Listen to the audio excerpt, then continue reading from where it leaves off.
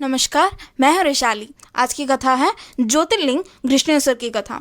जैसे महादेव की लीलाएं अनंत है, वैसे ही उनके रूप भी अनेक हैं। उसमें से एक है ज्योतिर्लिंग घृष्णेश्वर। पौराणिक कथा है कि भारत के दक्षिण प्रदेश में देवगिरी पर्वत के निकट सुकर्म ब्राह्मण और उसकी पत्नी सुरेशिनी रहते थे। दोनों भगवान शिव के परम भक्त थे, परंतु उनके कोई संतान ना होने के कारण वो बहुत दुखी थे। इसलिए जब सुरेशी अपने पति को मजबूर किया तो सुकर्मा ने सुरेश की बहन कुसुमा के साथ विवाह कर ली।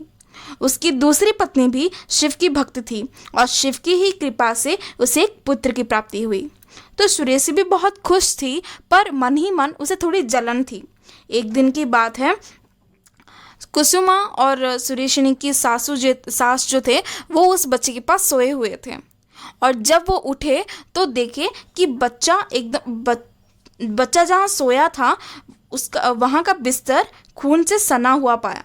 ये देखकर सास ने अपनी बहू के पास जाकर रोने लगी। सास के रोना देखकर कुसुमा जरा भी दुखी नहीं हुई और अपने पूजन में डटी रही।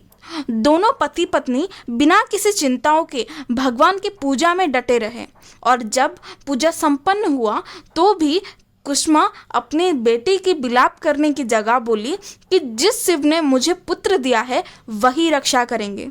आज भी वो पहले की तरह ओम नमः शिवाय का जाप करती हुई लिंगों को लेकर सरोवर तक गई। तो उसने लिंगों को प्रवाहित किया तो उसके पुत्र सरोवर के किनारे खड़ा दिखाई दिया। अपने पुत्र को देखकर प्रसन्नता से भर गई। तभी भगवान शिव सामने प्रकट हुए। भगवान शिव कुसुमा की भक्ति से प्रसन्न होकर कहा कि यदि तुम चाहो तो तुम्हारी बहन को उसके किए की दंड दे दूं। परंतु कुसुमा ने प्रणाम करते हुए कहा, सुरेशी मेरी बड़ी बहन है, अतः आप उसकी भी रक्षा करें। आप उसे क्षमा करें देव। उसने मेरे लिए बुरा किया तो मैं उसके लिए क्यों बुरा करूं?